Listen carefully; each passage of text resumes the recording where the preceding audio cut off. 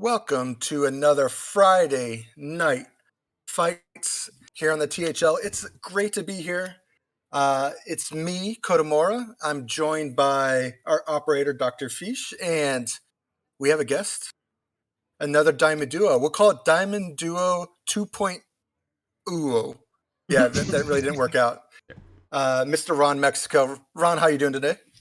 Hey, what's up, Kodomora? How's it going, Fish? I'm doing great. Glad to be here tonight. Excited for a double header with two players going back and forth, Legacy and Hero tonight. Saku versus Righteous Jammies should be a good one. Always excited. I mean, these back-to-backs are very interesting. It's like, even though the different leagues, we do have some lineup changes between the two, which is always interesting. But speaking of lineups, kind of give us some insights. Starting with Legacy, Jammies is bringing Hunter, Mage, Priest, Warlock versus Saku's Druid, Hunter, Mage, and Shaman. What, can you give us your insight? What do you think's going on here? So, first, I just want to mention it's a very interesting decision on both players' parts to forego bringing Rogue entirely and only one Druid among the two of them, which are two of the top classes in the meta right now. So, we're actually going to get to see some other partially forgotten classes, which is exciting. Hunter, Mage, Priest, Warlock for Righteous Jammies. It's not anything like super targeting or specific in band strategy from what I can see, just maybe decks that they're comfortable with. And on the other hand, Saku with the Druid, Hunter, Mage, Shaman, same kind of thing. I don't see like a specific band strategy in these four classes. Might just be, hey, these are decks that I like playing the most or that I can make with the collection that I have right now. So it's going to be an interesting one. I mean, I think that the hot topic we all want to hear from is from the Hunter Master himself. What do you think the common deck with them both bring Hunters? Where does Hunter sit kind of in the current meta? I mean, is it in the top four or is it in that flex spot? Where do you think Hunter's place is currently? Well, it's not last. I'll tell you that much. You mean it's that not Warrior? that's Wow. Paladin actually. Paladin Oh, is dead Paladin's worse than last. Warrior now. Yeah, fair Um, enough. but Hunter's fine. It's not up at the very top right now, and it's not really making waves in the meta at the moment. But you can definitely beat bad decks with Hunter, and sometimes you just get there because Hunter go face. And you Hunter press the still has button. that button. Yes, Hunter That's still right. has that Just button. just keep pressing that button, and they eventually explode. It just you probably should do some other things, during the course of the game. But like it's fine. There's multiple archetypes that Hunter has available to it. There's like a big beast hunter. There's a face hunter. There's a quest hunter. So depending on what the players feel comfortable with or what their strategy might point to, they might choose any number of those options. And right now, also pretty debatable on which one might be the best in the meta. All of them have shown some signs of weakness lately. But then again, when opponent has shaman, warlock, mage, hunter can definitely get there. Yeah, and we see the kind of the other common class between the two is going to be this mage. And let's speak to the kind of archetypes and what they're trying to do with mage. We see the big spell mage, and we also see spooky, be it XL or regular, and then most recently spooky mage dropping dire. Right, like it's one of those things of like having too many kill cards, maybe too much. What are your thoughts currently on the mage state? So mage, like, yeah, you're probably going either big spell or spooky mage, and if you go with any other archetype, you're out of your mind. Mech mage Because still there. because those are just like the two that are the most competitive at the moment. Big spell's got a pretty clear game plan. It's just cheat out the nonsense as quickly as you can. And even Spooky Mage is also running Parrots and Rune of the Archmage to try to just recast nonsense as often as possible. But outside of that, there have been some innovations, mainly no hands started. I think the mage list where you cut the Kael'thas and the Sire Denathrius for Hmm. Spooky Mage, and you start running multicasters. Yep. Because as it turns out, there's really only one card that you care about to win long games with Mage, and it's the hero card. And all you want to do is just scale up that hero power. Find something you can kill that has 2 health. Hey, now your hero Yep. power does 4. Can I find a 4? Hey, now it does 6. And just keep going. So as long as Mage can just do that, so draw seems to be the most important thing. Well, And I yeah. kind of agree with it, because another reasoning for that too is just it can get stolen. The Denathrius, like Hmm. everybody runs Theotar, and a lot of players have gotten really good at timing it just right to take the important card. Like, and I think that the addition, and we definitely see over the last couple weeks, the alibi coming into play has definitely, I get, given it strength, right, and being able to draw out these long games and just giving it this more of a old school freeze mage style. Um, and you just kind of want to draw it out, like you said, get the hero power going, get it big, and you win that way without the massive downsides of trying to. I think there's a mental decision when you have too many and kind of kill cards that it just gets kind of too cluttered and you don't have a clear game plan of playing to your outs. So I definitely like this fine tuning that it's seen, and I'm all for it. And see, we're still waiting to jump in here. Not that like the Denathrius is bad though. They're I they're mean, both viable options. yeah, it's all very good. We're talking percentage points of difference, right? I mean that this is small tweaks. True.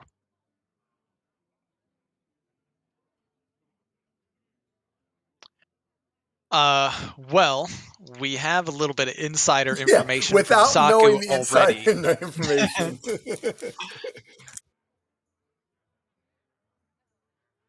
But I True. I don't know Righteous Jammy's ban. And given that they have Warlock and Hunter in their lineup, maybe they're not going after Druid. So I would guess Mage would be the Righteous Jammy's ban. We do, in fact, already know that Saku wants no part of Mage and is going to be banning Righteous uh, Jammy's Mage. Yeah, for me, I think definitely the mage is the biggest thing from Jamie's side to look out for. It just because as one, it has two massively good play styles, and you hate to get high rolled against big spell mage and the long games that spooky mage can just draw into. Unless warlock is a curse and hunter is quest and mage is a mirror, which is never fun, right? And priest, I mean, if you're running Naga Priest, you don't want to go into a freeze heavy kind of situation.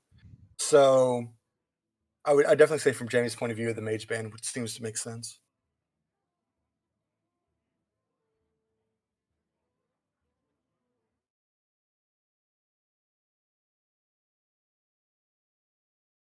Did you say double Mage ban? Yeah, we were right. Yay! Hey, what do you know?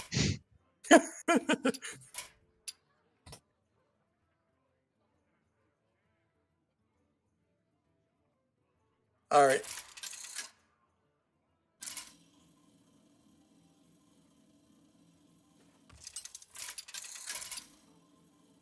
I hope you're having a Yeah, Let's Druid do versus this. Mage. It looks like Sakuju's bringing that Druid, and Righteous Gem is they are bringing the Priest. Kind of, Ron, what are you thinking here? I mean, what's the game plans? Just high level aggro Druid versus Naga Priest. What are you looking for? Well, I didn't see the mulligan, unfortunately, but We did not bad either. luck for Saku to start off because he did not have a one drop, which is super important for an aggro deck to get that momentum started. Going out with the Jerry Rig early, meanwhile, the Naga Priest. Also, well, is it? I guess it's a Naga Priest, yeah. They, It's they a run Boon.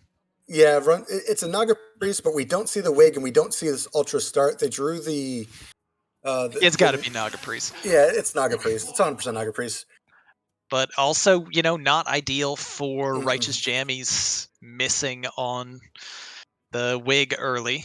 You would love to play Slither Spear Wig here, so instead, just going with a coin out the Amalgam, try to get this Slither Spear a little bit higher attack for right now. I do like that because you want to make sure that a creature sticks on the board. I mean, one of the things from Saku's point of view is, yes, face is fun, but you can't allow these minions to stick too long. So you kind of want to keep it under control if all possible. And by dropping 2 kind of tough minions early, that makes it very hard.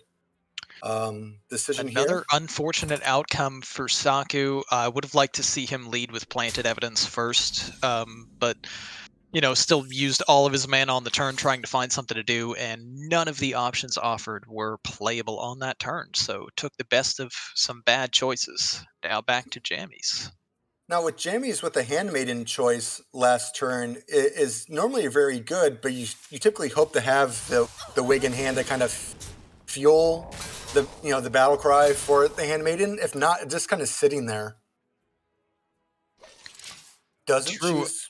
Interesting choice. Interesting. Well, I mean, I guess just a strict misplay to not use the hero power at the very least to heal up something or heal face, but debatably wanted to hold back Murkwater Scribe just to use its ability or charge up a Wig or something if it gets drawn. Still a devastating turn for Saku with a gigantic Slither Spear on the board. We do see. Oh, 1/3 is not interesting. Horrible, and it does produce other minions, which is good. So Saku's got a very interesting choice here. I'd love to see the Claw Fury Adept come down to kill the Amalgam of the Deep, or at the very least buff the board so that he protects the Soldier's Caravan from dying, since it could snowball the board. Unfortunately, elects a different option. Wouldn't have mattered anyway. Oh, we're just going face. Okay. Righteous Jammies says face is the place. I don't care about your board. Go in. This gets kind of scary now. I mean, this is one of those that I think that the random minion has a lot of value here. I mean, we have Pride's Fury in hand. We have the Claw Flurry Adept. Even have a Soul of the Forest here. Soul of the Forest is solid here, right? Like, just... I would primarily want to see some kind of buff to this board, though. Probably just go Trog, Claw Fury, and Leader of the Pack to just mass buff the whole board. Yep. And then are you removing the 9/8 just to kind of get that threat off the board? And I mean, it's either that or just go in right now. A little bit of a order miss to get stats on the other 2 minions that he played, but still winds up playing the 2 cards here. Now, don't trade the 3/4. Yeah, trade the 3/2. Okay, good. All right, and yeah, this all of a sudden looks really good for Saku, and there's the punish right away for Righteous Jammies going face. This type of deck that Righteous Jammies is up against absolutely wants to have board and never lose board, because if it does, it's screwed. Yeah. And Righteous Jammies getting heavily punished. Finds a silence, though, and deals with some of those stats. However, there's a whole lot more stats that Saku happens to be holding in his hand.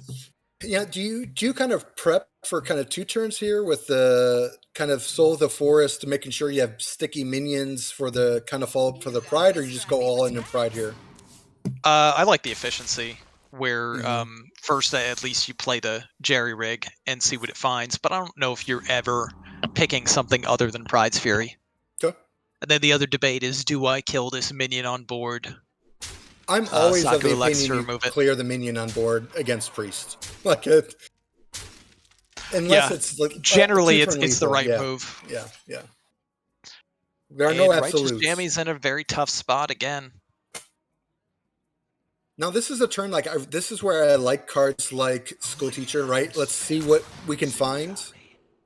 Nothing good, really. Yeah, I mean, 5 health. Gonna have to take the healing, just out of desperation. But this looks real bad for Righteous Jammies, and Saku drawing more damage off the top.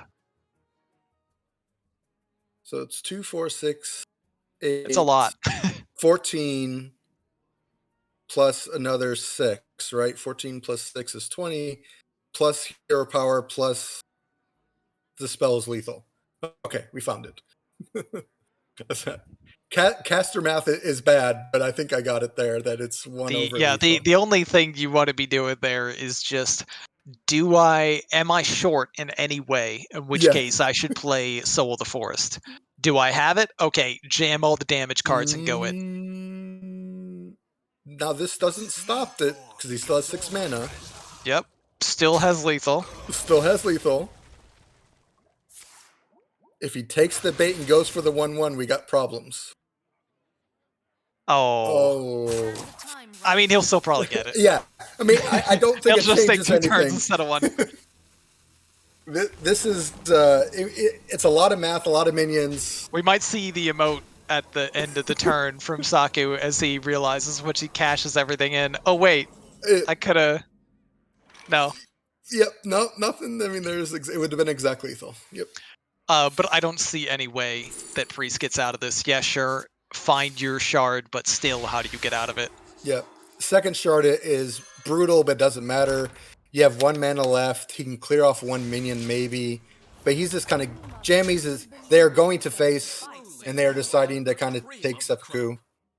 And there it is. Saku takes the win in game 1. Aggro Druid getting the first victory over the Naga Priest. Yeah, I will say, I think I like the aggro approach. Based on the rest of the decks, that's probably the fastest game we'll see. Unless Righteous Jammies can kind of pop off with that Naga Priest. But what are you following up from Saku? Like next, what do you bring in is your follow up? Well, Saku's got Shaman in his lineup, so I would save that for last. I've experienced your previous week's struggles with Shaman and kind of the hopes that it was still good and the realization that it's still okay. Hey, I got a high roll sweep and hero with it, but then I got wrecked in the other 2 series. And it's one of those decks that it loses slow and you just feel bad the entire time that it happens. Well, not even that. There was a match where I literally was ahead the entire game, got my opponent down to like 4 health, and then just couldn't do anything as I gradually dropped from 38 health to 0 as my opponent was just sitting there not dying. Oh, thanks for the ad. That was fun. We do see that Shaman, so he's going to get it out of the way first for Saku, and we do see the Warlock, which is going to be, it looks like a full aggro version of the Imp Lock. We do see the Murlockula. Murlockula, yes, speaks to possibly a Sire Denathrius Imp version as well. The Imp Gang Boss 2 also speaks way more towards the Imp focus than that hybrid that we've been seeing pop up. I definitely don't think this is Curse Lock from Righteous Jammies. Yeah, this is straight aggro. Yeah, if there was any doubt, the Bloodbound Imp certainly should alleviate all doubts that this is not going to be a Curse Lock. We see the 2 Imps come down on the board early, and Saku with not a bad hand necessarily for Shaman, provided you draw Schooling and Null. Schooling and Null are the 2, yeah. And Clownfish gives some possibilities of some weirdness. I definitely like out that. comes Vile Library, and Righteous Jam is just going to cash in that buff right away. Interesting draw from Saku. And I do like an early Starfish, put presence on the board and kind of reset. I mean, it has kind of a twofold process against the Imp Lock. I think we're fine playing it here if you really want to. It's a decent option. The other one would maybe just be Clownfish and evolve it. But you aren't holding any Murlocs, so it loses sub value. And you're just hoping for a 4 to be good. Yeah. 4 is good. That's risky. It was a good 4. I mean, that 4 from a 3/2 into something positive. I mean, there's so many. Could have been a 1/1. Yeah, it could have been very bad. Going all in on that is very interesting. Now, you do have the Muck Pool follow-up next turn to kind of push it again. So I think if the Evolve line was the plan, I think I would have liked to see a Primal Dungeoneer instead as well. Just because it draws cards if you were going to evolve it. But now Saku with the option to play Starfish, which really pays off nicely here. What do you think of Sleepbreaker into 3/5 trade in 3/3 to Muck Pool and evolve the 3/5? Well, you can't Muck Pool this turn. You can the other Muck Pool though, right? Oh, right. Yeah, you could play the other Muck Pool here. So you freeze off the 2/4, trade in the 3/5, you Muck Pool the 3/5 to get it a 5 cost minion, right? But you wouldn't be able to play Sleepbreaker and freeze and Muck Pool all in the same turn. You're right. It's not the freeze. Yeah, makes sense. Yep. But here we go. We see a big board and a Grimoire. Big stats on the other side, and Saku's going to get incredibly rewarded for holding this Starfish, assuming he silences all these stats on the Imp Gang boss here. Yeah, and I do like wave. The smother. Yeah. Why are we doing this? I guess he was concerned for more Imp payoff cards. Maybe he's trying to play around the card draw. Yeah. And if you're going this route, double Muck Pool. Let's just push it all the way up, right? Let's get full value. Oh, wow. Yeah, this is amazing. Look at that. Come on. The Rusher with a buff. Things are all of a sudden looking pretty grim for Righteous Jammies. I would love to see the other Muck Pool get played here. This 3/3 can become really good as a 6-drop. That 6 pool is pretty massive and has a lot of good stats. Random evolve. It's still better than 3/3. It's a 2/6 with taunt. It's an excellent card against a board of 4/1/1s, I'll tell you that. And Righteous Jammies, not really much options besides, send the damage into this, clear it out, get some minions on the board. But Righteous Jammies' hand looking pretty rough here. Saku still running that Snowfall Guardian, doesn't care that it got nerfed. Needs to it still silence the board. Freeze the board. It's still. I think this is the right. I mean, do you wind chill before the second Sleepbreaker to kind of just draw and see what it is? If you're always planning on playing a wind chill, like the rest of his mana only worked out that way, so you always want to draw first, but you were probably always playing the Sleepbreaker twice, so it doesn't really matter too much that he did that order. Here we've got more imps. And I think more importantly, locks the board. And that's what the Snowfall Guardian with the Macaw follow-up really looks for, right? Is make sure the board's full. I mean, this looks fantastic for Saku. There's still, he still might be worried that, this is just a ton of card draw from his opponent since he already played around a big board of imps on the previous turn by devolving them. So we'll see if he elects to go full board lock or any other options. Doesn't look like a board lock. Yeah, it's interesting because this is an interesting choice, and I think there's multiple ways to play it. Do you leave the taunts up, just freeze the board to lock the board out so you can't play anything new, knowing that you're not getting any additional damage to the face this turn, right? And then you have 2 turns of lockout that you could then swing to the board. Hey, we finally found a Murloc. Yay! All right, Amalgam gonna find a random elemental. Ooh! Wow, Earth Revenant is incredible against Implock. Can't play it on this turn. So we're gonna see like an evolve and a freeze. Saku trying to use all of his mana, maybe holding back this freeze. Is in fact gonna use it. I don't love those evolves. Not the best. Probably wasn't thinking about, the Primal Dungeoneer being the best target with some buffed minions, or just really wanted more health on the already damaged minions. Yeah, that rope and on stream, right? That makes everything go so fast. True. All right, and Righteous Jammies flooding the board again. Getting some more cards in hand. Saku still with the option to freeze the whole board twice if he wants to. And there's a good chunk of damage there, 10, too. 11, 12. Yeah, that's 12 over 2 turns, right? And all of a sudden, Earth Revenant looks so much worse with the 3/3s up. He can still remove 4 minions from it, though, if he chooses.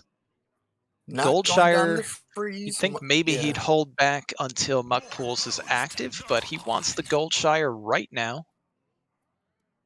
Just trying to minimize the board presence, right? Get rid of the kind of scary kind of swing turns. I mean, if you're committing to this, I think you're also committing to the, command, right? To just kind of clear out everything and just not leave anything up on the opponent's side. It's a little clunky, but it's mostly fine, and at the end of the day, you're getting a pretty big board advantage here still. I think he wants to give no comeback potential, right? No imps, Saku's no saying, draw. no way. No chance. No way you get any board. And Yeah. I mean, to be fair, Righteous Jammies is in a really bad spot. There's not much he could do. You see a Demonic Assault, and this is going to make the Sea Giant very cheap. It's down along with the 2/5. But Saku has a 5/1 null that can turn into a random 10 drop. And a Schooling pickup makes it even easier to get through the taunts if he wants to.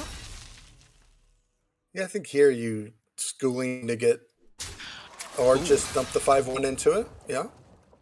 All right. Now we're going upstairs. Let's see that evolve.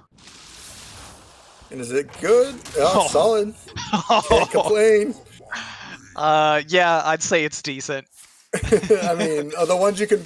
I mean, there are a couple. Maybe you wanted more, just kind of clear the board. But 12/12s are always good in my book. Interesting play with the. Missed The a little Schooling bit there? with the Piranhas. No longer able to clear the minion. I'm I mean, not certain what the game plan was there.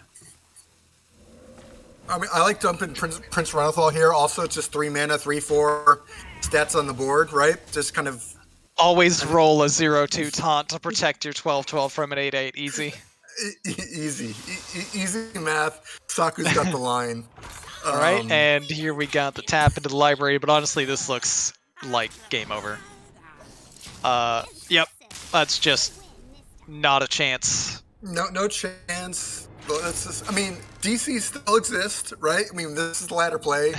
We have to. You play it up, and we do see. And Righteous Jammies acknowledges that this giant old Deathwing is going to smack him right in the face to end the game. Gets out of there, and we are on to Game 3. Saku with the early 2-0 lead.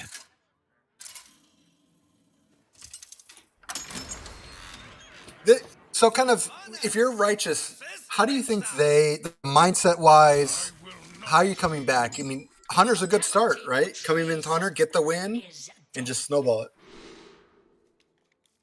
I mean, I would like to see Righteous Jammies go with whatever they think their best counter queue into Hunter is. Mm-hmm. But maybe they believe it's the mirror. So Ooh. we'll see Double how peasant. this goes. What is it? Yeah, it's Do a you hell of a coin- start from Saku. I think I would. Because you already Coin have the 2 double drops peasant. in hand. Yeah, I have two drops in hand to follow it up with. All right, but Righteous Jammies gets out the K9atron and finds the Slither Spear, so not bad. Get some early board. We do see the Doggy Biscuit follow up, though. I mean, that's. Do you go for more minions through the K9? Selective Breeder? Or are you thinking Doggy Biscuit? I mean, there's a Coin it solid through peasant? chance that your opponent doesn't have a spell, in which case there's 3 damage on board, and you could make your peasant a 4/4 and try to protect it from the board and go face. Seems like good math.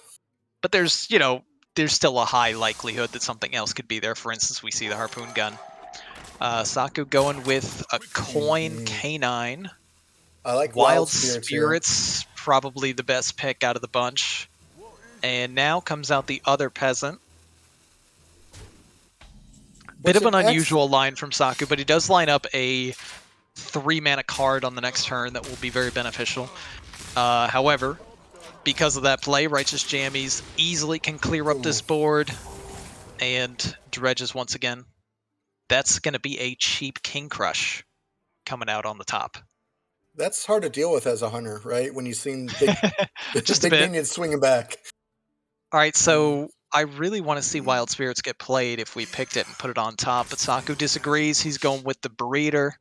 And I mean, you're going to fall behind fast with this hand, so maybe Mountain Bear might be the best pick. Hydralodon could also swing things back on board. Takes the trade, gets the Rusher, removes. Not bad.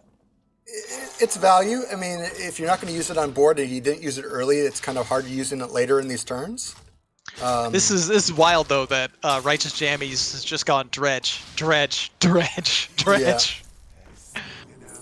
And really hit some monsters, right? Like these aren't bad hits that he's getting. They're getting, right? Yeah, and this time around, Righteous Jammies chose the Wild Spirits to go on top. I mean, this is a rip Theo, right? Like you just rip this and just. What a draw from Saku. Could steal a 6-mana King Crush from his opponent's hand if he so chooses. If he gets lucky enough to, it is a high likelihood, but could. Yeah, whiff. I mean, I mean, from a mental standpoint, you're behind the board. You're never going to play Theo later, right? Like, do you just make that decision to put 3/3 on the board and just kind of roll It's the high? only option that's not mana awkward outside of Shah, which seems risky, but Saku wants to dredge. So here we go. We're removing a 2/3, and let's see what we find. We already know there's a Mountain Bear on bottom, so we could get a 4-mana Mountain Bear. And, that's a reasonable setup for the following turn. Nope. Goes for the stag charge to kind of keep the board control, which is consistent to his play style throughout the match, right? Control the board, win the game. So he's just taking cards that remove creatures from the board and tie that with a Wild Spirits, and you can have a quick turnaround. All right, and now Righteous Jammies snowballing this board advantage here. And again, the man is a little awkward at 5. I mean, you got Rat King. Can still take a 4-mana Mountain Bear and put it in his hand with the swing for the following turn, which could fill in the turn 6 decently with well. But he's already holding 2 3s that he dredged out already. All right, Rat King and a clear. We take Mountain Bear? Please. Yes, but the mindset that's been going has been Quick Shot is the pick because it removes the board. So I think this is it's one of those things of if that's your play style, you're committing to that play style. Don't choose a Mountain Bear. Okay, hey, we took the Mountain Bear. I'm just trying to give alternate paths to choices being made. All right. I was going to say, this is the moment that Righteous Jammies has been waiting for. It's 6 mana. You got a 6-mana King Crush, but that top deck was too juicy looking, and we changed strategies. Go with the hero card. There's an improved Ice Trap and an improved Freezing Trap up. So this Rat King's going to have a hard time. Any spells will get bounced, which just... Saku's going to be real sad if he plays the Charge or the Wild Spirits. This looks like it has to be a Mountain Bear turn. Yeah, I think he's... and gets the bad news. It is the Ice Trap. That's a 5-mana Stag Charge in hand. He still has the Wild Spirits to play. Does he get the Rusher? He can remove the board. See, the question is like, if he had done this first, he could have saved the Rat King on board, so it couldn't have been bounced, right? It would have bounced the 3/1 Charger. So the ordering there, I think, was very important. If you knew that the spell was there, true. I think, yeah. But here comes a Mountain Bear. Fortunately for Saku, there was no, duplicate a Mountain Bear option from the Tavish hero. Yeah. But still in a bit of a tight spot. Has a Hydralodon to clear this, but it just spits out 2 2/4s. A Shah plus Mountain Bear could be a turn 8 line. Mountain Bear could come down now with nothing else. Theo also floats a lot of mana. Saku wants to go defensive. Lays down that Mountain Bear and press that button. I think that one of the scariest things for players at all levels is like life is a resource and it's okay to spend it. True. This is a massive swing turn. I mean, big minion there. This is a lot of damage coming back. Righteous Jammies unable to send more than 3 face, though, because of the defensive power of the Mountain Bear. But this is a very rough board for Saku to be facing down at this point. And the Ambassador just doesn't have the answers right now. I mean, some future value. Yeah, just a terrible draw for Saku here to find the Ambassador with no other ways to dredge. And even if he did, way too far behind given the damage that's on board. This looks dire for Saku. Righteous Jammies in a commanding position. Yeah, and there's no way to really kind of stop a lot of this damage coming in. Hydrolodon did remove the 6-1 and 6-2, but the 6-1's replaced by 2 3-4s in essence, right? And you still have 9 from... And here we go. This is the only way to actually remove both 2 4s on the board. Saku takes that 6 damage. However, that is just about lethal? Dead. Leok lethal too. Oh, always. With the biscuit in hand, but Yeah, but it's always always lethal. Come Huffer. on. There's that good boy showing up. And in the Battle of Hunters, Righteous Jammies gets on the board with a victory. We are heading to game 4. I like this. Yeah, I like this. You know, the fighting back, and sometimes losing those first 2 games can be very tilting. And I love the kind of reset match, that 3rd game, kind of taking control. Now you get to go in. You know the decks. You're not surprised by anything. I think Righteous Jammies has the mindset, and now it's just time to deliver. And from Saku's side, kind of come back with that hunter and get that W. It's a nice fast pace to these matches so far. Both players going, pretty quickly on their turns and giving us all the excitement they can. Now we're going to see 2 aggro decks from Righteous Jammies. If either one of them can get through against, a deck that tries to be defensive in the late game, especially with that card right there, the Mountain Bear showing up early.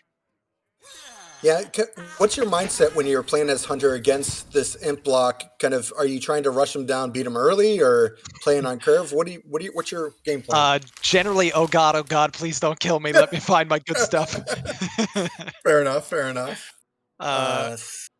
Quick Saku, shot, Rat King? I'm a little surprised to see the tracking play with 2 mana available and 2 canines in hand. But Saku really wanted to remove this Flame Imp, it seems, concerned that it could snowball things out of control. Yeah. And it does, we're seeing that kind of play style, right? I just kind of control the board. Unfortunately, Implock does this really crazy thing where it refills the board pretty efficiently. Over and over. And Saku with an immediate pick. Choice. I saw Wild Spirits being offered, but that was not the pick. It was Ramming Mount. Saku looks like he's saying my board's going to survive, which based on the board here, it's a high likelihood this all gets removed. Yeah. However, Jammy's consistent with his other lines. He wants to send it upstairs. Yeah. You don't win unless you go face, right? Like the life has to go to 0. We do see the Ramming Mount, but again, it's awkward mana, not being totally efficient. But you chose I think line, this is go with just what Saku wanted to commit to here was I'm gonna buff up this minion and I'm gonna remove something and have it difficult to get rid of minion on the board. K9 button is also a possibility, but it seems pretty rough at this stage. Saku looks like he's debating on it. I think the K9 button is actually legitimate if you clear out the Flame Imp, right? That way his imp's doing damage to his own face. You're putting pressure through the button and minions on the board. You have a way to counter swing late if you need to. But not just going to kind of clear out the board, committed to the Ramming Mount. All right, there's the library. We're getting a buff. We're getting a flustered librarian. And Jamie's going to cash in that Grimoire to get rid of this K9.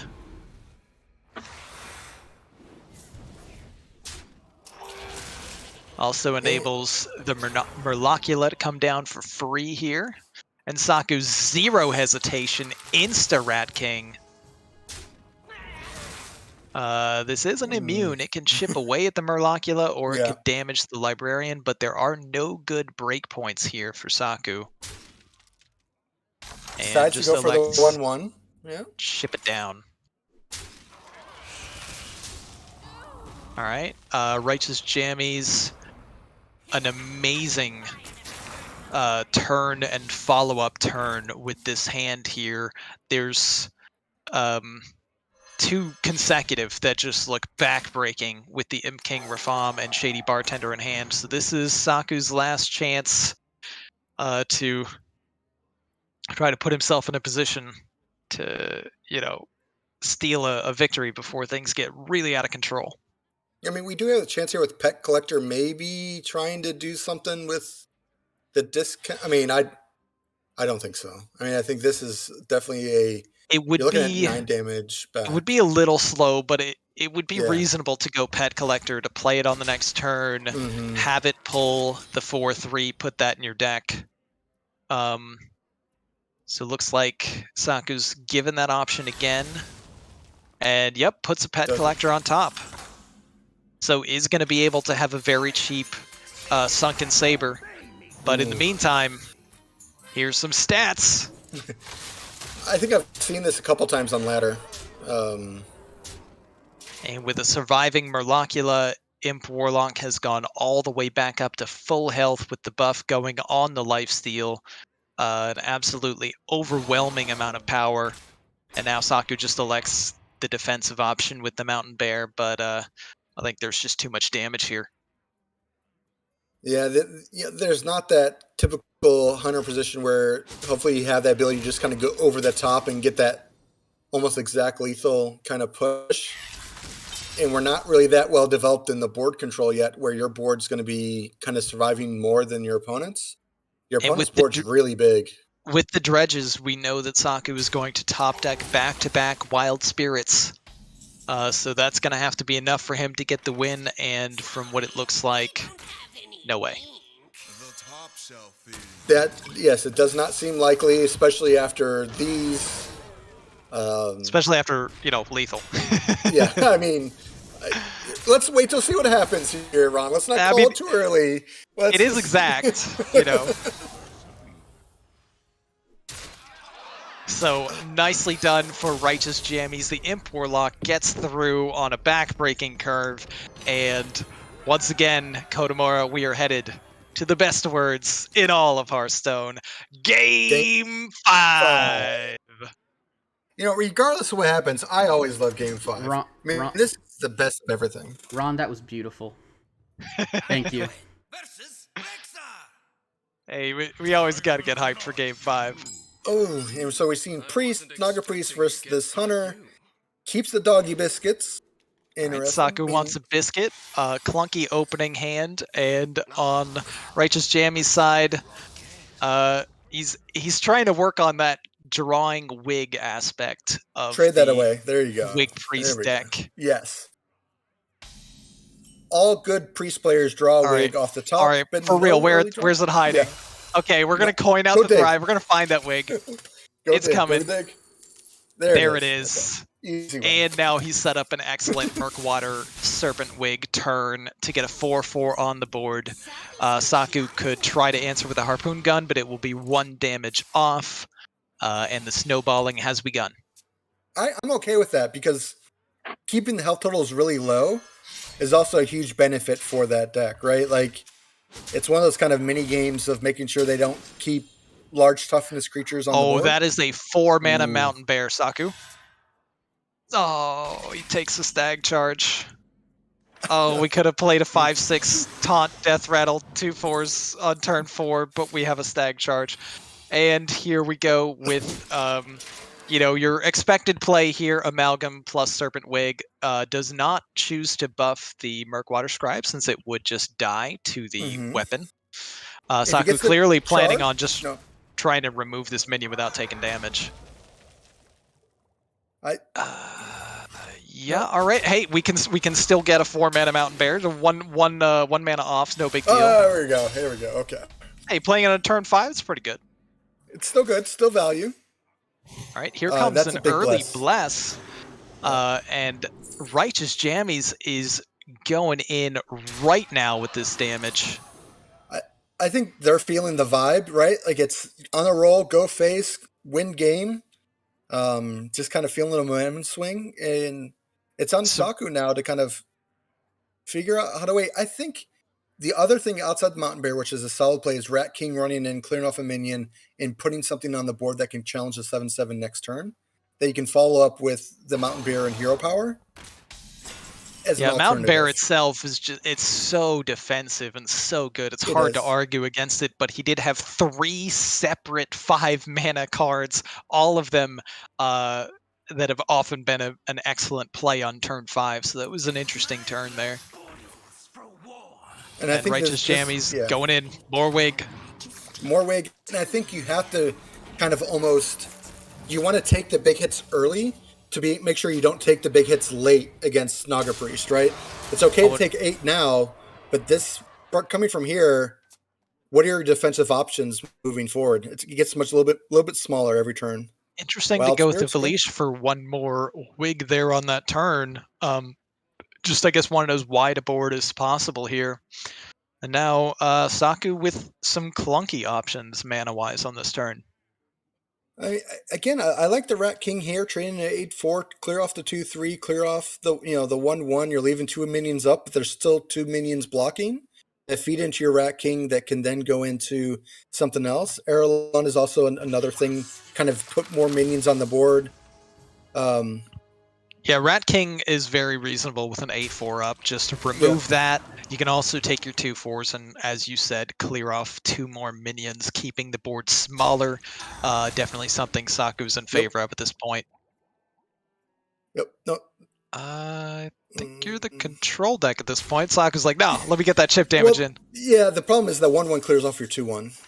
And now your bigger minions get through, right? So the goal there was to make sure that they had to spend a turn going through, and now Shadow Word Devour does the job anyway, though, and with the Cathedral, Righteous Jammies drawing another card, pushing more face damage, and clearing up the board here. Now we do see Huntsman fully infused, right? Is that a fully? Nope, no, it's not. Not fully, but it will summon 2, and there's also a weapon up for Saku. This is the most mana efficient play to play Huntsman. Not sure realistically you want to do anything else, especially with an Erelon Wild Spirits turn for turn 8. Nope. Don't.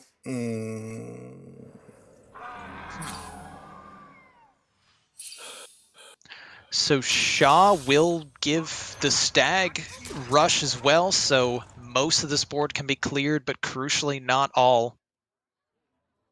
You are going to have to remove that Slither Spear, which he elects to do. Rat King is almost awake, but not quite.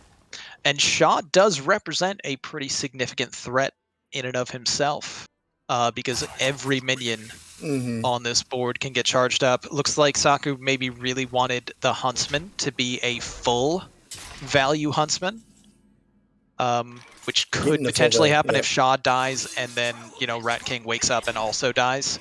Here we go, Righteous Jammies charging up a taunt. And we're seeing the shift. Yeah, he's charged up the taunt, not the 3/1, so it's only 3 to face, and it gives Saku some breathing room to kind of reset this board. And yeah, interestingly, the game might be getting away from Righteous Jammies just a little bit here, as Saku can have a lot of power swing this board. We'll see what he elects to do. Nothing dies directly to this Treasure Guard, so it's still a bit awkward. Could play a Theo to try to steal a wig. Poacher will have Rush. Actually, that is a decent option just to wake up the Rat King as well. Yeah, I like that. I like that a lot, to wake up the Rat King, get the additional value, dig in some cards. I mean, I think this is very solid, and maybe turning the corner. Saku may be turning the corner here. All right, this is going to be a full clear with face damage. Yeah, maybe want to see the Pet Collector going into 3/4 and the 3/6 going into the wall, but either way, I think it's fine. And now one of the biggest problems of Naga Priest comes into play, which is the comeback mechanic, it's really just Samuro. Intriguingly, there's an explosive sheep, but there's no way to give it rush, so Righteous Jammies just charging up to Slither Spear, trying to make it as big as possible. Maybe silence a board, too. Looked like he was mousing the Shardanaru. Yeah, wants to take away the rush from everything. That's 4, 8, 11. That's 16 And plus hero finds a power. Shadow Word Devour with the draw with 1 mana remaining. That is a very big Vicious Slither Spear. 5, 8, 12. But I wasn't really focusing on it. It's lethal on the other side. It is lethal. 12 plus 5 is 18. 12 plus 5 is 17, which is still lethal. 5, you can 8. play the Huntsman too. Not that it matters. I mean, you might not even have board space to get the charger. Oh, he's making sure he has board space. I mean, that's another way to lethal. you had lethal multiple ways. Let's see if he still finds it. But this is one of those things you're so... Oh, no. You're so focused on this board, which is part of what this deck does, right? So now... he's got. at least there's board space for Theo. Can give him a peasant. But this is a loss on the back end for Saku unless he maybe takes the blow. Oh no. Oh. Yeah, so it looks like Righteous Jammy snatching victory from the jaws of defeat here. Saku gets a chance to look back at this. He might be kicking himself on this one, as this will in fact wind up being a Game 5 win for Righteous Jammies, fighting back from the brink. What a victory. What a back and forth. I mean, that was a roller coaster of Hearthstone, and please sign me up for another ride. And luckily, we have another match after this one. And it's the same opponents. I can't wait. What are your takeaways? Kind of resetting between the matches. What was the big takeaway for you for this match? Just anything can happen. It was a bit of a roller coaster the whole way through. It was interesting to see Saku get that 2-0 lead, and then Righteous Jammies are really showing a lot of mental fortitude there, just coming back, pounding away with as much aggression as possible. And I think it really got Saku heavily on the back foot. And he wasn't able to spot unfortunately the lethal that was there in the final game, but it was because he was so concentrated like the whole way through on trying to just stave off the aggression. So really paid off for Righteous Jammies. The game plan worked out great, and now we get to see these two go head to head again. What more could you ask for? Exactly. And that's regardless of outcome, I mean, the fact that they can queue back up,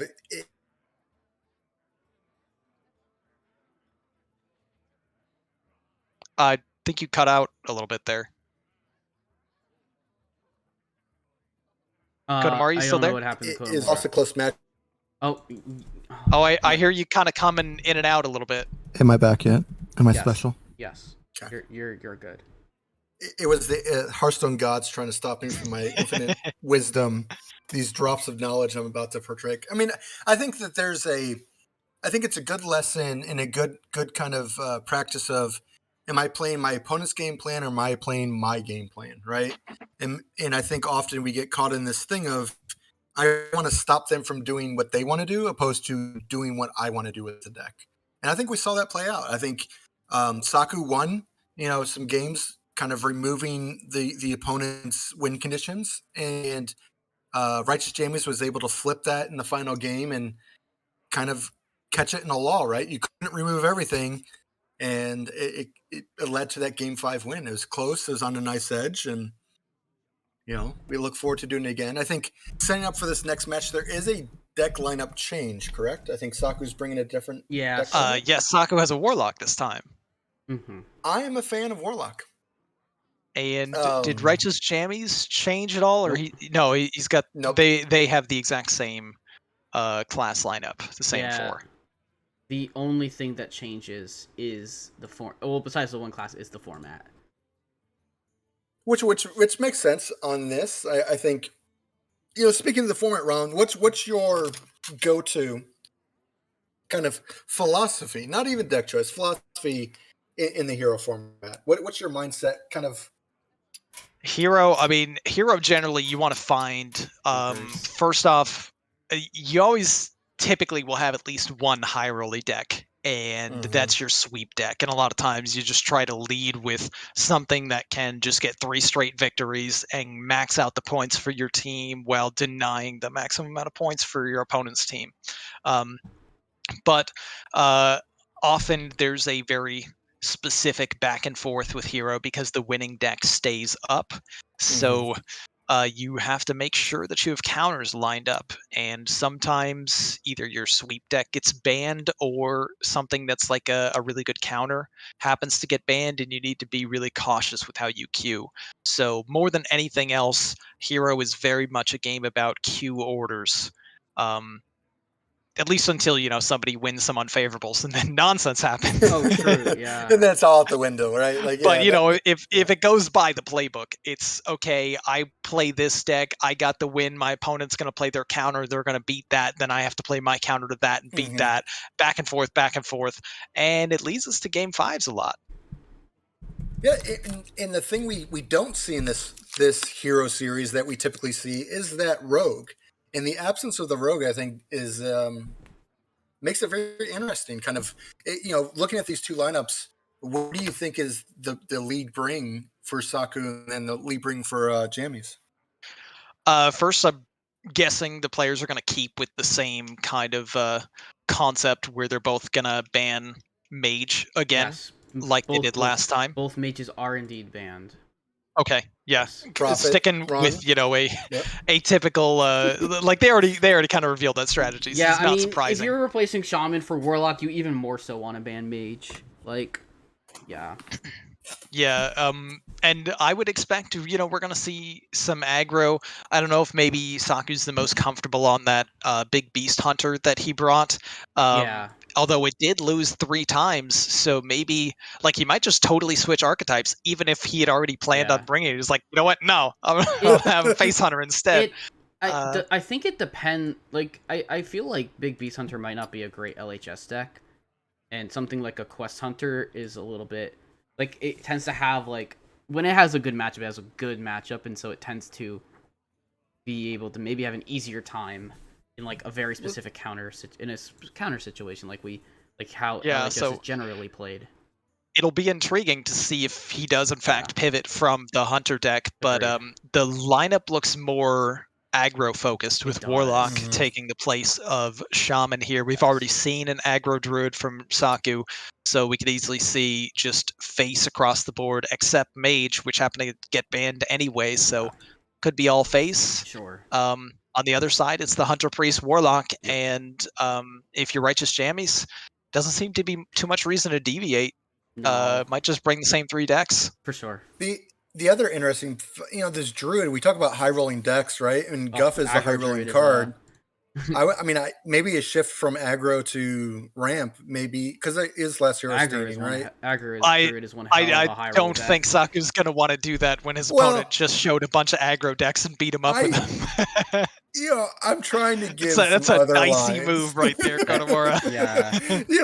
I'm trying to stir the pot a little bit. We do have to recognize that they are 2 separate teams. So Saku's on STD or here for Legacy, and he's on No Pros here for Hero. So it kind of depends on how he preps with how the different teams prep him, how they prep, right? I do love the just the idea of a complete set of mind games here.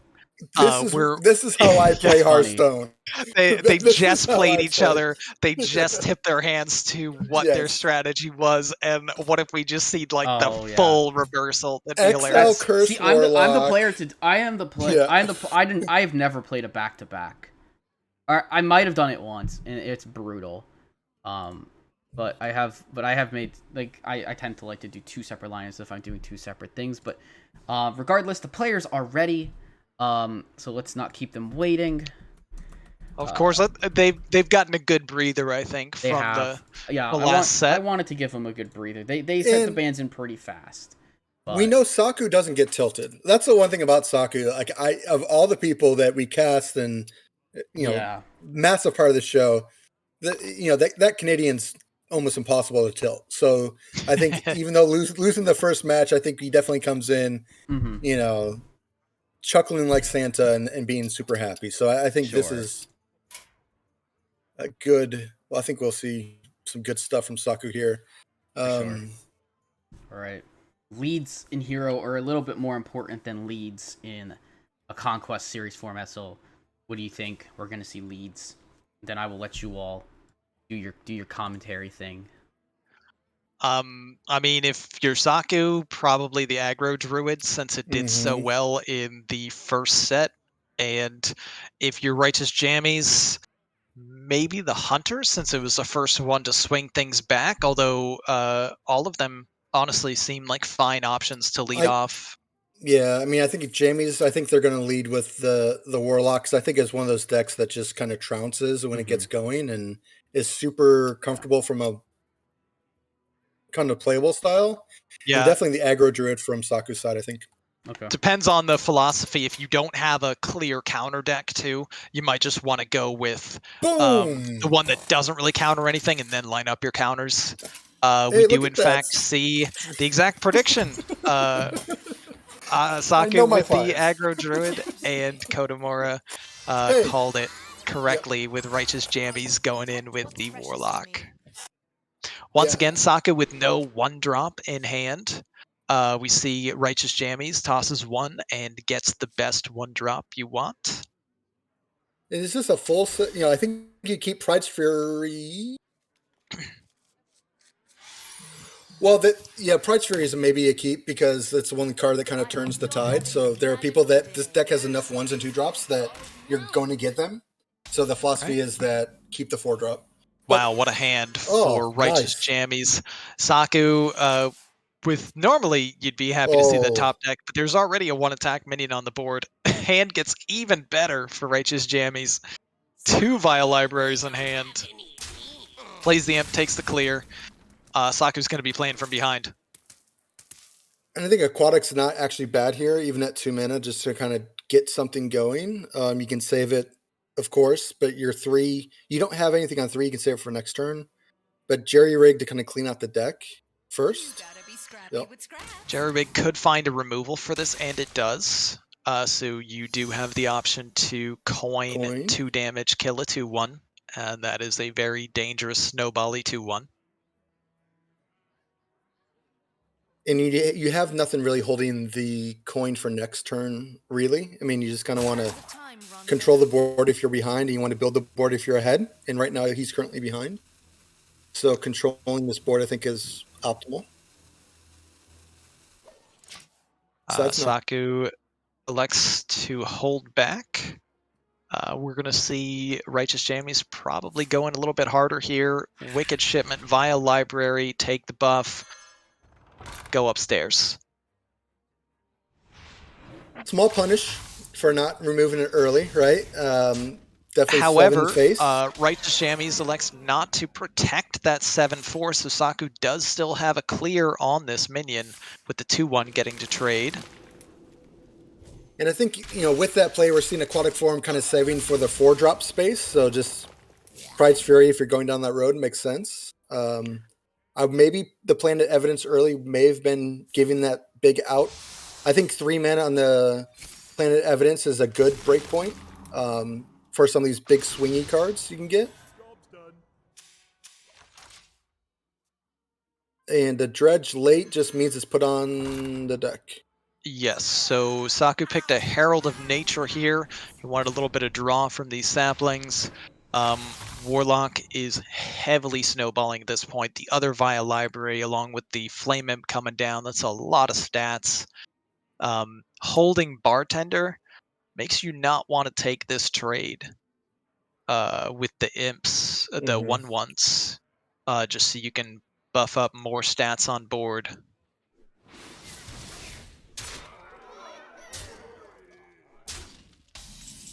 No, he was just. I think they were deciding if they should what they were going to do with the play. I think. Again, Planet Evidence here. Maybe you're you're reaching, but you have to kind of see what you can get. You know you're going to trade into the 1/1s, most likely, maybe the 3/2, but probably the 1/1s because it reduces the library. Yeah, we got one library waking up on the next turn, and that's a lot more stats, and Saku's already very close to dying. There's a Planted Evidence Herald of Nature turn as well. You don't get the card draw that way. And once again, whiffing on a... Oh. All right. It's a line. I think that was a I don't care pick more than Yeah. anything else. It was I didn't want any of these, but honestly, Aquatic Form was pretty good as an option considering the other To two. go dig, yeah. At least you get to use it and cast Celestial will be a fully dead card in this hand, and out comes the Shady Bartender. We're just going as much damage as possible. Is that lethal? It's exact, right? Yeah. it. Exactly. Yep.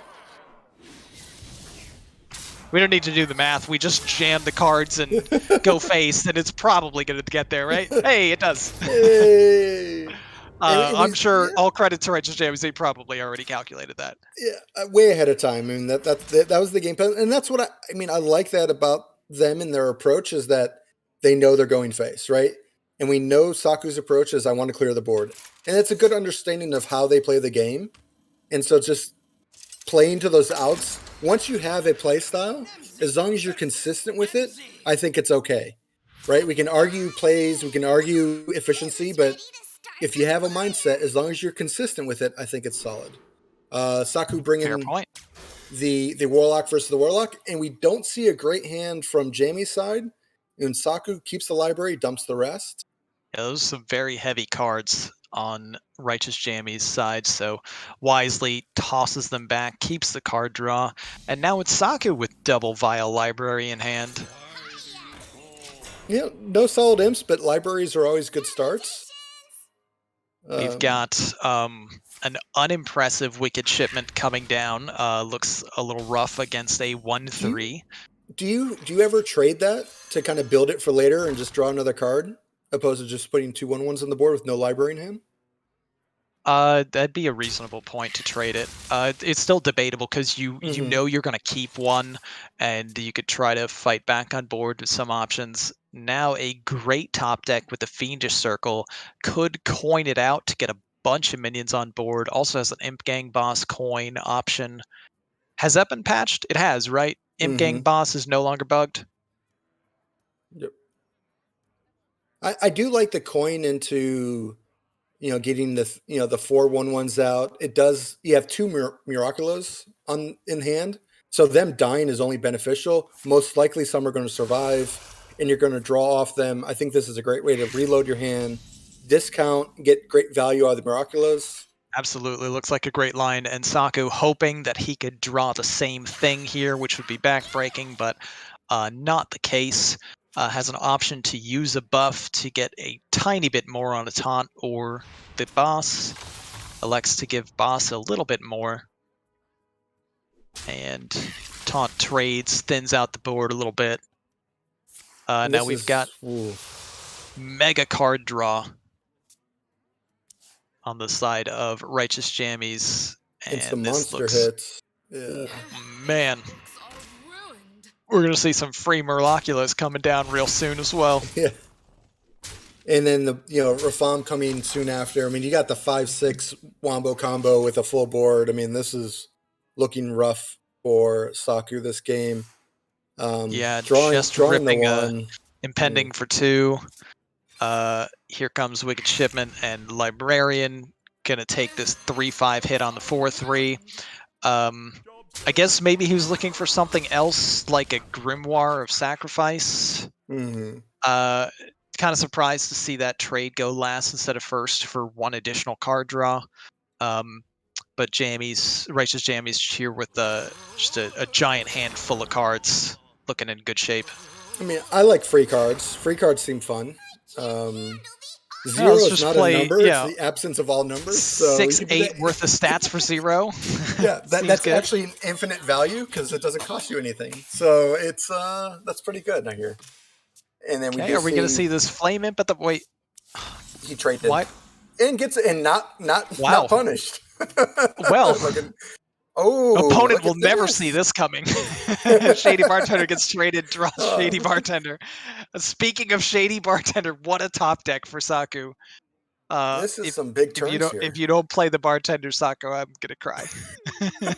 I'm not saying that that's the only play, but I'm saying it is one of the only plays. Like now, face versus clear is the question, and I think we know Clear the direction. 100% of the Yeah, I time, think- especially with Saku's lines. Yeah.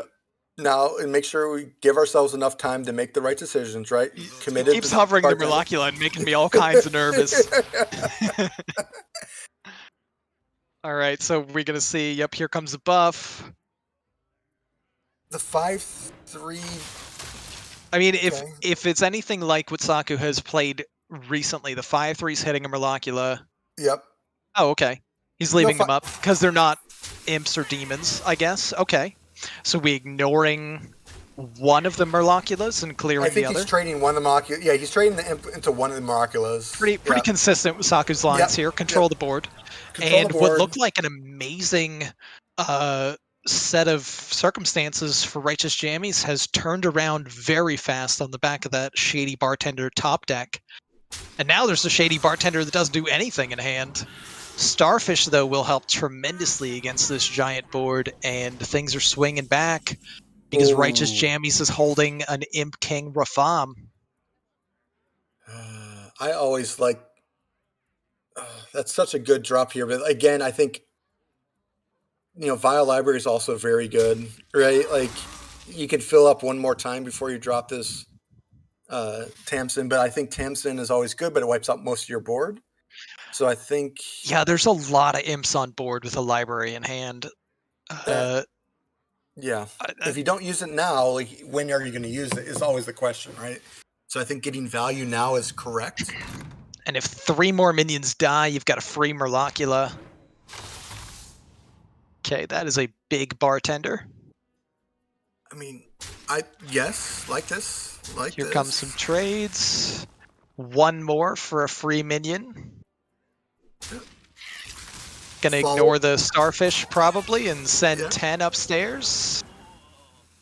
Play the Imp Gang boss. Rebuilds the board and has the refill with Dredgelich and puts it in lethal range. I think this is a very crucially, good Imp King Rafam doesn't really do enough here because these are not minions that can stop what's coming. It's exact lethal on board, so the Starfish has to trade. All right, we'll see if Saku sees it. Okay, 9 plus 3 is 12. He's 13, doing the 14, math. 15, 16. He's doing the math. He's going upstairs. There it is. Sees it. Always lethal. Faces And the place. we are evened up. It is a 1-1 game now. Heading on to game 3. Warlock eliminates Warlock. And Saku's Warlock is going to be up against Righteous Jammies' hypothetical counter in game 3. It's never a fight until both players get hit in the face. And so we've seen blood drawn on both sides. So this is where we want to be. Game 3, 1 apiece. We know Saku's having that Warlock.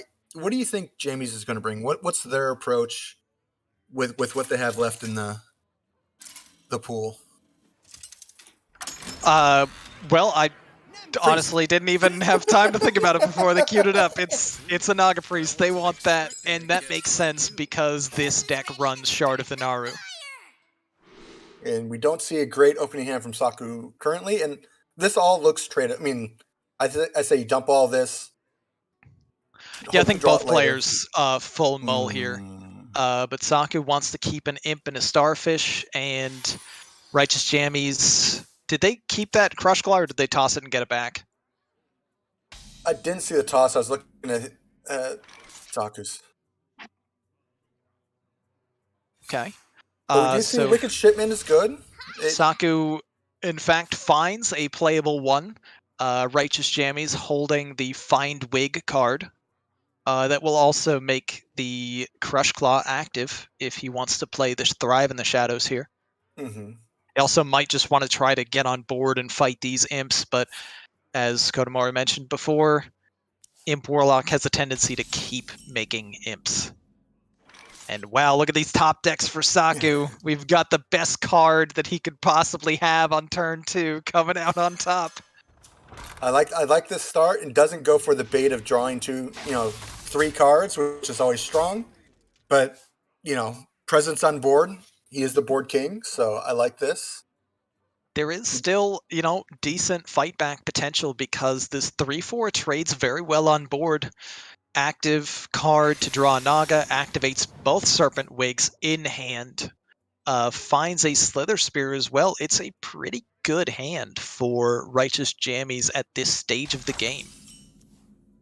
And I do like, the Bart, I'll go, no hesitation, knew the game plan, and is just saying, I'm going to outrun you. I think is the mindset. You don't keep Mischievous Imp in the mull on coin without the plan to coin this out on turn 3. Saku going with the get 'em game plan. And with the library coming up next turn, even the Starfish or any kind of silence comes out, can still buff up. You're getting almost no value. Yeah, that's a big minion, but I'm swinging back wider. And I have my own Starfish to kind of reset. All right, so we're making a big Crush Claw, making a very big Crush Claw. Righteous Jammies says it's a face race, and it looks like Saku wants to immediately go face with this imp. Is he then going to play the Starfish and then buff? Mm-hmm. Wow, really well done. Saw that line instantly, and Saku says, you know what? You want to race me? Let's race. It looks like Saku's picked up some lessons through this and has decided that face is the place, and it's paying off, and has that Shady Bartender follow up. And there's really nothing massive on the side to kind of use these shards on, right? I mean, you kind of want to keep pushing, but at 8, you kind of clear the board. You want to clear the board, but is it going to be enough? Herald of Light is an incredible find here. That's a big heal. Shard takes off the 5/5. We see double wig getting played, and the biggest minions get cleared. This is a really good swing back turn for Righteous Jammies with a setup too to heal more. But that's lethal coming back the other way, though, right? There is, in fact, a Shady Bartender in hand, and as we already know, Shady Bartender makes small things big. That's exact lethal. That's exactly with exact mana. Does Saku see the 5 casting cost thing to win the game? I think he's counting. Yeah. I think he sees it. Oh, well, he's what? Maybe he doesn't see it. Oh, yeah, he sees it. Wait. Let's see. We'll see if they go. Okay. Okay. He's got it. And there it is. That is a game 3 victory. So far, Imp Warlock winning every game in this series. That's a 2-1 lead for Saku, and Righteous Jammies down to their Hunter. And we've seen this before, have we not? Right? Like, back against the wall, Hunter's got to win it. We have indeed.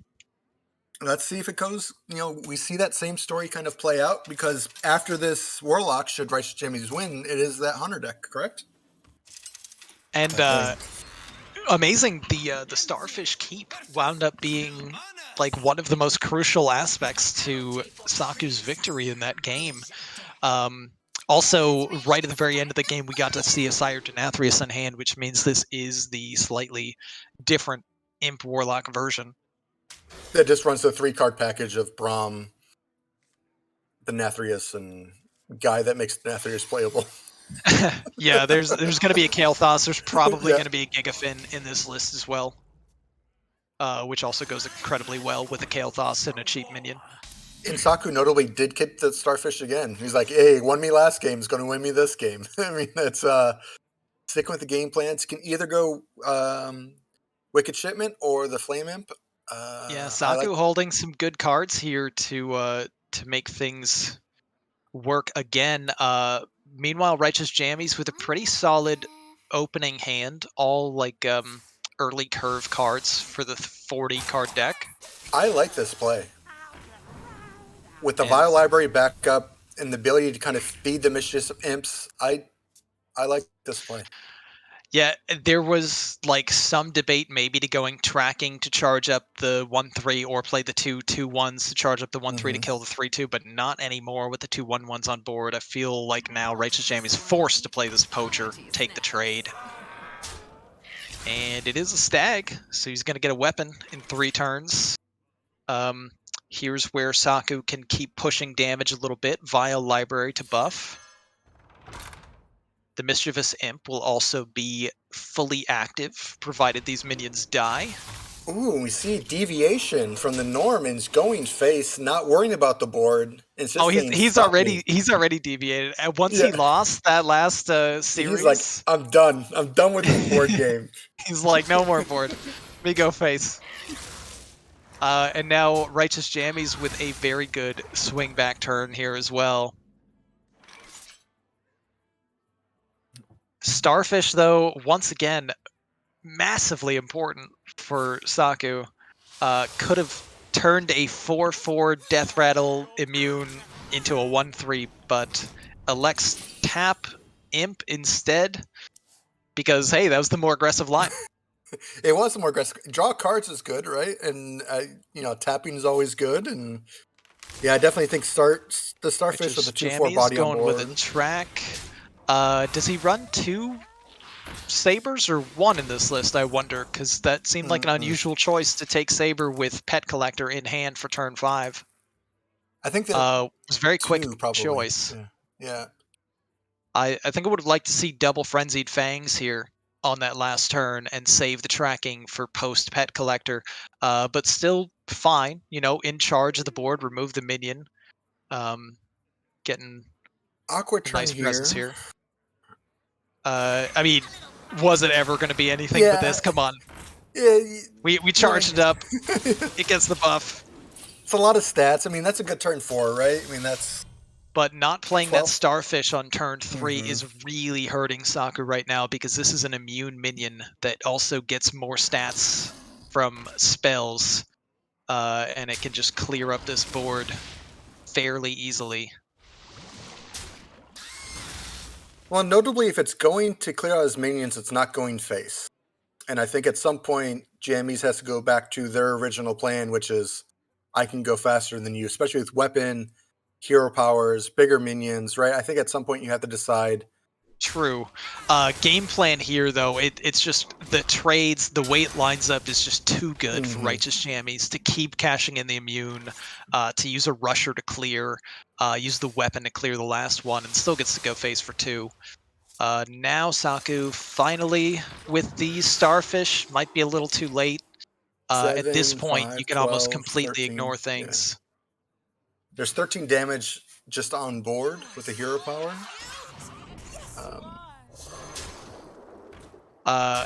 This is exceptional for Righteous Jammies, and now we know obviously why they picked the Ajaran Saber, because there was just the... I guess it must be just 1 in the list, so they wanted to do exactly Saber into Summon, guaranteed, Sunken. So the Tamsin will spit out a random beast, even though it does a great job clearing up the board for Saku. There's still 2 high attack minions and a Mountain Bear. That's a lot, and that's going to be too much for Saku to handle. And we see that Hunter, again, coming out as Jammies. That's their bread and butter, and that's their savior so far this match and last match. Can do it again. It was lethal anyway, though, right? Yeah. No matter what summoned, it didn't remove enough. There was no way. There was nothing that could be done. Yeah, at that point. I think he had to have like Grimoire plus more stuff. Yeah, no matter what got summoned. Anything that was summoned was enough. Could have been a King Crush. That would have been sweet. That would have been. But anyway, misplay. Let's not dwell on that. Let's dwell on the fact that we are once again, fellas, headed to the best words in all of Hearthstone. That's right, guys. We got not 1, but 2. Game 5. Oh, and right before they start. Hunter versus Hunter Mirror. I mean, I mean, guys, is this Christmas for you? this Like, is- what is this? This is now officially Ron Mexico Day, right? Hey, would you look at that? It's a different Hunter. Oh, Sokka was like, you know what? I don't like the deck that I lost with 3 times in a row, and he happens to be playing against it. Also interesting for Righteous Jammies running the Insatiable Devourer in this big Beast Hunter list. some say that's Saku greedy. Some say it's a little Saku greedy. keeping some Wild Yeah. Seed cards. There's Damage, Quest, and Wake Up Wild Seeds faster. A really good opening curve to go 1 coin, 3/3. Righteous Jammies, that's a very slow hand. I don't think we want those cards, except for the Peasant. I think the Peasant's solid. I think the Peasant may stay. Yeah, I agree with you there. I think this is. I like this change. I like this aggressive. I mean, it's Yes, we get rid of the 9s. We get Yep. things that don't cost 9. you know, it's always good to have a long-term game plan, but it doesn't need to be this turn. Oh, an See- exceptional draw for Righteous Jammies with the Spirit Poacher for turn 2. All of a sudden, a 1-2-3 has materialized from a kind of rocky looking mull. It is. I think we're going to see what I like most is 2 decks playing kind of the curves they want to play, right? And kind of seeing how it turns out on top. We're going to see the Peasant come down, and I think we're just going to see this Quest into turn 2 Stag Charge, into Wild Spirits, into a Piercing Shot if we wanted to, right? Just kind of control that board. I hope get we the haven't had a damage going. disconnect. Full rope on turn 1. Nope. Oh. Oh, please don't say it's so. Oh, no. I mean, Saku's the kind of guy that might just agree Get the to a turn. regame if Yeah, they did happen to disconnect. Yeah. But yeah, okay. Oh, well, they're back. Hearty snacks. Missed a Peasant on 1, but not the end of the world. It does definitely make things a lot more difficult and awkward for their overall game plan, but it can still be salvaged. Meanwhile, Saku here with a pretty clean coin Stag Charge into Wild Spirits to clear up a minion. And I think, Saku may be looking at this Wild Spirits just to get more cards on the board, but I agree with you. I don't think it's ever a Furious Hell. I think it's always coin charge, but goes to get.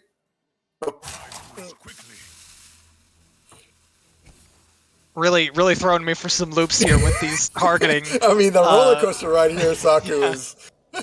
But amazing. finds I love probably the best possible outcome for the first Dormant, especially when you're about to wake things up faster with the Stag Spirit on board. But would you look at that? It's a Oh. Wild Spirits on the other side. We got a Wild Seed game going on. And I think good ones. I don't think he wanted to see the 3-1 Charger there because it was just useless to the board. Definitely not.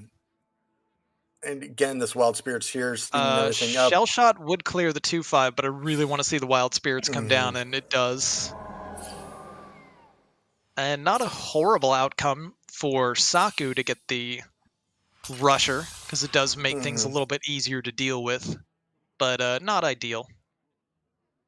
Not ideal, but I mean, that's the one thing about that kind of lineup is that all of them are okay, right? There's more, Yeah. More ideal ones, but all of it's still good stuff. I think it all works out. We'll see if Righteous Jammies wants to go on curve.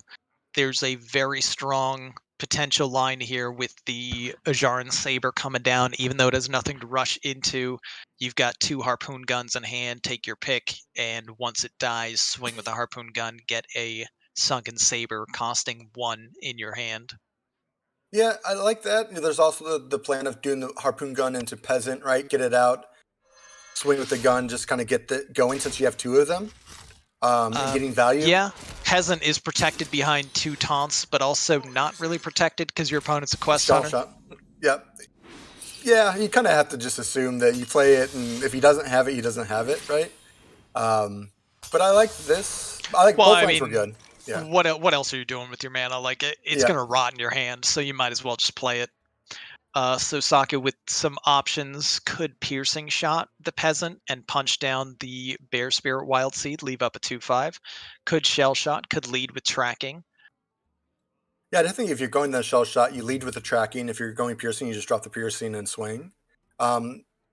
I kind of like using the shell shot tracking now because they kind of facilitate. I think there's your too many hands. low roll options on shell Yeah. shot with the peasant up. I would like to see a piercing on the peasant. Just decides to Saku not remove afraid big of the thing. card draw. Or just wants Unless to get the taunts out of his way. Yeah, I think he's going to. No, he can't remove anything. So, well, I mean, he punches down this 2/2, so yeah, he gets can't remove everything the 2/1, but the yeah. peasant. Yeah. Here's the downside of playing that harpoon gun is He did lose the charge. Yeah. wild bow wakes up and gets rid of it. Chose a Denathrius though for the Interesting. pick off of that, so definitely planning for a very long game type of option. Which is kind of big brain because I seen Saku's decks. They weren't long-term games, right? He played a very aggressive lineup last series and did switch it and shift it to this. So I think that's an interesting choice on both sides. Yeah, and Quest Hunter much less likely to have Theo, so you don't really worry too much about your Denathrius getting stolen. So here, the Ajaran Saber comes down. We see very likely that will die soon, and Harpoon Gun can be equipped for that payoff. Yeah. And sitting at 5 mana, we have Hero File available, we have tracking available, we have, I think, Shell Shot would be. Saku Yeah. gonna lead with the shell shot. Low rolls to ideal. start. No clear of the 5/4 at all. Gonna use the last remaining mana. Is this just gonna be a clear minion?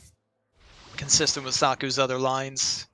Yeah, and with 3 cards in hand, I think the threat of kind of refilling is there with Priest Hunter, but maybe they get lucky. All right, but we're Righteous Jammies can tracking. Gonna button first. Okay, just gonna say you're probably always tracking. Takes an Insatiable Devourer. Wow, he's really going in on these infused cards. They're very heavy. I want to see this weapon swing right? and take a Sunken Saber. It does make it tricky because Quest Hunter often doesn't play a whole lot of minions. He does take the Sunken Saber. As it happens, though, the few minions that Quest Hunter plays are in Saku's hand right now. Leads with the tracking. Finds a little bit of damage. And that's all it is getting damage, getting to the point where you're just have those turns you go off, right? And with no, and the other thing is there's not a lot of minions on Jammy's side kind of filling this Sire Denathrius, right? Like, so that kind of swing back turn that they're going to be relying on to reset the damage the Hunter does. True. Yeah, multicasters a draw 1 right now with just nature spells being played. Saku chose the most expensive of the options here. He's still only 1 away. 1 spell damage away from, getting a 0 mana hero power, but wanted to use the hero power for 2 instead of the barb nets. And now there is the perfect target to get a big beast out of your deck and onto the board for Righteous Jammies. Spend 1 mana, remove minion, summon minion. Seems good. Seems like a game plan. I like this, and here we're going to see. That's a good minion. God. And it could be buffed, right? I mean, we have the ramming mount. Righteous Jammies has most likely just won this game. Wait, why didn't we ramming mount it? What? I mean, it doesn't matter, but what? Well, it could matter in the sense of an 8/8. You spring the trap as a freezing. Yeah. But I mean, at this point, Righteous Jammies also holding a 10 damage Sire Denathrius with Saku's deck not really running minions. What's the secret? It's an explosive. That is not good enough. But it can be with Barb Shot and Hero Power, right? I mean, it has to be. Oh, well, not exactly has to be, but I mean, you're pretty much dead if you don't do that. And then Righteous Jammies could play Ramming Mount, and it would survive if he wanted to chance it that it's not explosive. I mean, freezing, but freezing, why would your right. opponent set it to 1 if it's a freezing? I mean, I guess it's still unplayable regardless. But would probably want to lead Wild Spirits here just to test. Oh, okay. Oh, we had a ramming map. Okay, well, the King Crush is dead, That means, and this is, and now there's a Tavish in hand. and there's So still the Saku does have a Daenerys, yeah. chance. I mean, still 2 turns to get to Sire Denatheus. There is a hero power that gets him low on life, right? It's a very minimal chance. Saku's at 13 health.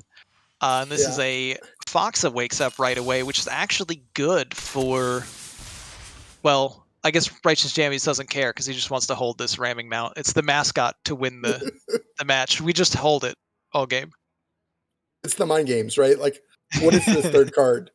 And they've been holding it for this many turns. I think He'll never know. they'll never know. It's the secret sauce. I mean, I guess at this point, you don't really care to put it on the minion anymore because you are up against a Quest Hunter, and there's just a high chance that it just gets removed. But noticeably, Tavish, Tavish does have 7 health, which does eat into kind of the Donatheus turn, and we don't have the Insatiable Devourer anywhere near infused yet. I mean, it So I doesn't think- matter. Devourer's just going to eat the solitary Tavish on the board. Shh, don't come after me with your logic. Yeah, so I want here's all the value. clear minion, play Tavish, quick shot face, Mhm. hero power face, and we're going to see a 2-turn win the game setup most likely from Righteous Jammies with the Devourer into the Denathrius, No. which does a lot. This is Hunter, right? So there is a chance that it just goes off, correct? Saku Like- could go nuts here, but that's a big Devourer. So Saku needs to find a freezing trap. That's, well, This not is- just a freezing trap, but also have a minion on board. Well, doesn't Kodobane has a chance to draw No, it? Stag Spirit wakes up too. I don't see any way Saku wins this game. I mean, this first has to draw Freezing Trap, which it did not. Well, there's still a chance. Hero power with 11-11. Wild Spirits. Hero power with 11-11. Maybe Because that's 9, no. 7, 4. Yeah, he can do it. It can be done. He has the hero power with 11-11. Wild Spirits, get the 3-1. Hero power, Barbed Spirits, hero power. Okay. Yeah. And then, there's still 13 from Denathrius plus I'm not a saying that weapon. it wins the game. But I'm this saying it's the L. but there is no rusher. Yeah, So unfortunately for Saku, that will end the game just on the strength of the 11 attack minion alone. But Righteous Jammies has been holding on to this Denathrius for so long. 100% this minion is getting played. He wants to play this. He's not just going to send the 11 phase. Oh, come on. I want to see come it. on, the tease. Fine. The Fine. tease. And there it is. Righteous Jammies taking the Game 5 victory. These were pretty back and forth. It's a good set. Very entertaining, right? And that's all we can ask for on these streams is to be entertained. 2 back-to-back Game 5s, close matches, roller coaster play. I loved it, every minute of it. It's good stuff. I mean, I was quite thrilled that we got Hunter showdowns. But Hunter. Big Beast Hunter showed its strength for the most part. And even biggest Beast Hunter, whatever Jammies played that last one with all the super minions at the end of it, taking a book Yeah, I mean, that was a real heavy. the current meta, which is if it's good, it's better with bigger minions. Man, those did a lot of damage. It was the answer, and we all know that big game hunter should have been played. We didn't see it this time around, and that's Oh that, my that gosh, makes me that was the sad. best thing. Yeah. Who played? Was it Jespin? Jespin played it. Jespin Yep, ran big. Definitely. Jespin ran it in his priest, I think. Against Rogue. Essentially. So he ran Big Beast Hunter to kill something. It was amazing. Yeah, and we're seeing it Or pop big up in some game- big decks game for these hunter. major events. Yeah, reasonable tech. All right. Well, Righteous Jammies has declined an interview, unfortunately, but congratulations on the win. Congrats. Absolutely. The back-to-back wins, yeah. game fives. First two Clutch. wins of the season, 0-3 in both series up to that point, so congratulations on that. Saku's still going to be looking for a win in Hero Series next week and going forward. But I think that win puts IDK at a very, very good possibility of winning the week over STD, and I do not know about Clowntown versus their opponent versus MPH. I will check. That gets Clowntown back in it. They are now tied at 6-6. With no player interview, I'm gonna ask Ron and put Ron on the spot, and we're gonna do a Ron interview. Oh real no! quick. Okay, yeah, good. Ron, what's your opinion of the current meta? How do you feel about it? When balance patch. I think Ron left us. When balance patch, I agree. Yeah, can you hear me okay, Codemar? Yeah, now you can. Play wild better right now than standard for ladder for sure. What's your opinion of the meta and kind of the new Hearthstone of 2 weeks? It changes. I mean, I'm looking forward to a change just because I think, like, the devs acknowledge, there was a mistake made with the previous patch. Turns out Making the 3-mana Snowfall Edwards. Guardian was actually kind of holding a lot of things together Yeah. in the first place, so that was a rude awakening. And then some other things got a little bit weaker that just were maybe helping the more late game strategies, holding them back, and they just kind of spilled over. So now we have, to be fair to the devs, like Lambie Series Rogue was a deck that came out and popularized after the patch decision had already been made and locked in. Although I don't know if you can ever really argue that making the most high rolly card better was the right choice. Everybody makes mistakes here and there. Yeah, especially with a class like Rogue, where Rogue hangs on a thread, where one high rolly card can just make Rogue. They thought Edwin needed more help. Turns out he did not. Yeah, there was definitely other options to make. Yeah, so Rogue better. has become a little crazy. Druid has gotten excessive, Mage has gotten excessive, and Priest mainly exists as a counter to Rogue, although depending on the build can also help counter Druid. Yes. And it's really just kind of those top four. We've been seeing it across THL over and over. Druid, Mage, Priest, Rogue is a very common lineup that is being brought right now because they are just kind of holding together the top of the meta. Yeah. And there's 6 other classes that are struggling to see play. So I'd really like to see that diversity come back in again. I see a lot of Hunter. I still see a decent chunk of Hunter being brought in THL, which is, it's not just those 5 everywhere at least. But I know, but you're exactly correct. Like, those 4 classes are by far better. I'm sorry for cutting you off, by the way, if I did. No. It's one of those the meta is, to me, it's very interesting because I don't think anyone's ever really happy with the meta. I think our contentment with meta is always looking backwards and after it's over. Like, I love that meta, or I love the state of the game was in, right? And we're never really happy with where it's at. And we were talking about this before, but I make the very kind of contentious point that, I think this meta is a good thing in the sense of it means that they're trying really hard to do things and they're open to making mass mistakes. And they've put themselves in a dev cycle of every 2 weeks of changing. And we can't go through positiveness without going through failure, right? And from a development cycle, from a game cycle, I think it's absolutely fine. And it should be just one of those things that, yes, is it bad? Absolutely. But that's okay. and we do the best we can in the meta. But these things have to happen for us to improve and get better. And there's nothing that comes from the fact of just stating this is a bad meta, right? Yes, it is a bad meta. As a community, we tend to only celebrate things from the past and not really where it is.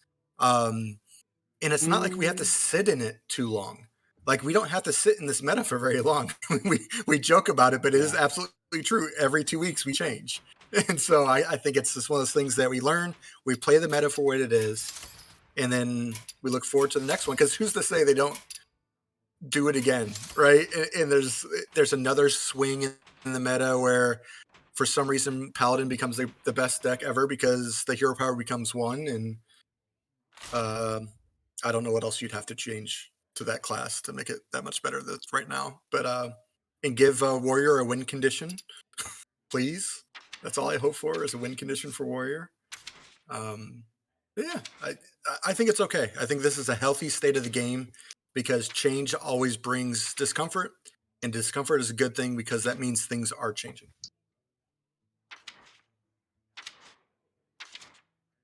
Reasonable take. Yeah, I agree. I think this ladder meta is very like, as you guys were saying, like, the fetches is only a few classes that generally see play, at least at the competitive level, that we have in THL. I don't know, I think, like, the idea that ladder isn't fun to play.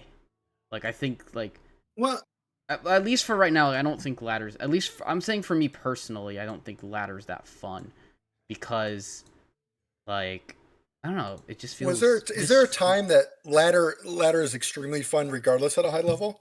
I mean, I think there's times it's competitive. There can be. I think there's times Yes. yeah. But that probably is think enough for the interview portion of the show, since Oh, we don't sorry. have any matches remaining, right? Yeah, let's get out of No. here. I'm keeping everyone hostage here with my thoughts at the end. I'm sure the three of us can have have some form of a discussion after. But yeah, no, thanks everybody for watching. 2 banger series, 2 game 5s, same players, different series. It really was fantastic to watch the ups and the downs of this match. So Absolutely. 2 game 5s. Congrats to Righteous Jammies, and thanks everybody for coming out. Yeah, thank you, Ron, for stepping Always. in on pretty late notice. It's always a pleasure to have you around casting. Pleasure to be here. Yep. All right. Well, have a great night, everybody. We will see you next match show, and we will see you next week for Friday Night Fights. Good night. Night, everybody. Bye.